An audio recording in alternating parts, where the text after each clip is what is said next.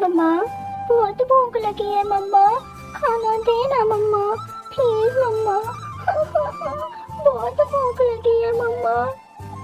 चुप हो जा मेरी गुड़िया, मैं कुछ कहती हूँ। मैं तुम्हें भोजन दूंगी मेरे बच्चे, तुम रोना बंद करो।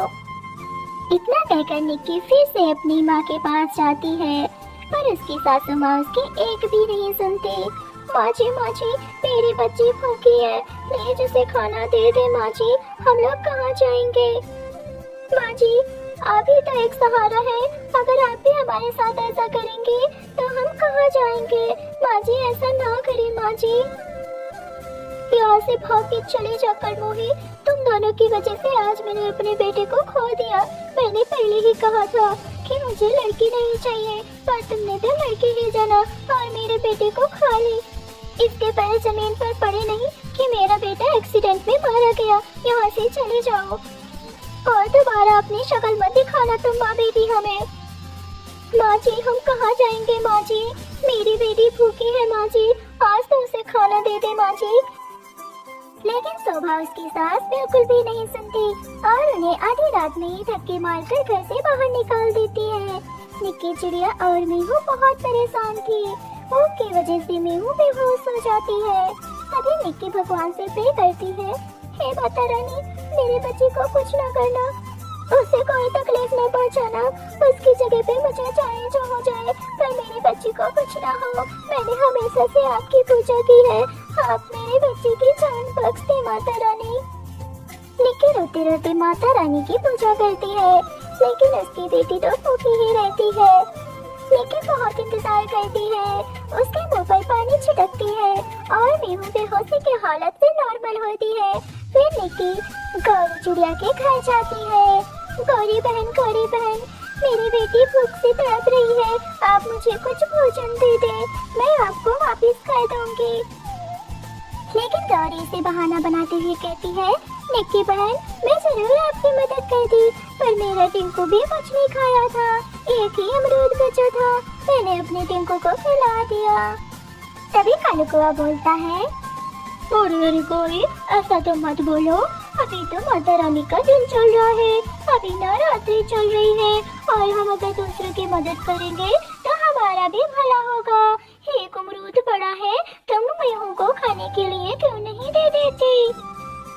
ऐसा कालू कौआ गौरी के कानों में कहता है, लेकिन निक्की तो उनकी सारी बातें सुन लेती है।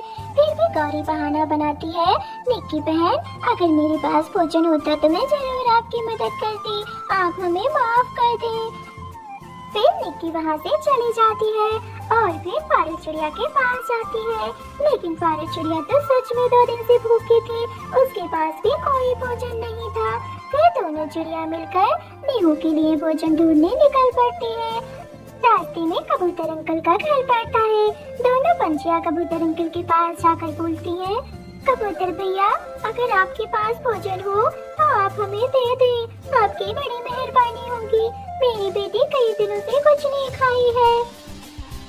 निक्की बहन मुझे माफ कर दो, मेरे पास भी भोजन नहीं है, अगर होता तो मैं जरूर तुम्हें देता, लेकिन मेरे पास भी भोजन नहीं है। इतना कहते हुए वह अपनी फल की टोकरी छुपा लेता है, लेकिन निक्की और पारस तो उसकी फल की टोकरी देख लेती है। फिर भी वे लोग कुछ नहीं बोलते, चुपचाप वहाँ से बाहर चले आते हैं। इधर मीहू माता रानी के दरबार में पूजा कर रही होती है। पूजा करते करते वह बेहोश हो जाती है और मंदिर में ही गिर जाती है। इधर दोनों चिड़िया बहुत परेशान थे, उनके पास भोजन न होने की वजह से जंगल में बैठकर दोनों रो रही थी, लेकिन वे करती भी क्या। निक्की और पारो दोनों लोग घर वापस चली आती है और वे देखती है कि मीहू बीमार पड़ी है और वह बेहोश हो गई है। वे लोग बहुत परेशान होती है। ऐसे तैसे दिन गुजर रहे थे, निक्की के पास कोई घर भी नहीं था, इसलिए वे मंदिर में ही रहती थी। इधर बहुत तेजी से आंधी आ जाती है और जंगल में कोहराम मच जाता है। सभी बच्चियां बहुत परेशान हो जाती है और गौरी का घर भी उजड़ जाता है। वे लोग बेघर हो जाती है और भी जंगल की सारी पंछियों का घर उजड़ जाता है। सब लोग इधर उधर भटक ही रहे थे, लेकिन निक्की और मीहू पारो को कुछ नहीं होता क्योंकि वे लोग पहले से ही मंदिर में थे। हेलो फ्रेंड्स, अगर आपको ये कहानी अच्छी लगी तो इसका दूसरा पार्ट देखने के लिए मेरे चैनल को सब्सक्राइब कर लीजिए और हमारे साथ ऐसे ही जुड़े रहिए। Thanks for watching. एक गांव में आग लगी। सभी लोग उसे बुझाने में लगे। वहीं एक चिड़िया अपने चोंच में पानी भरती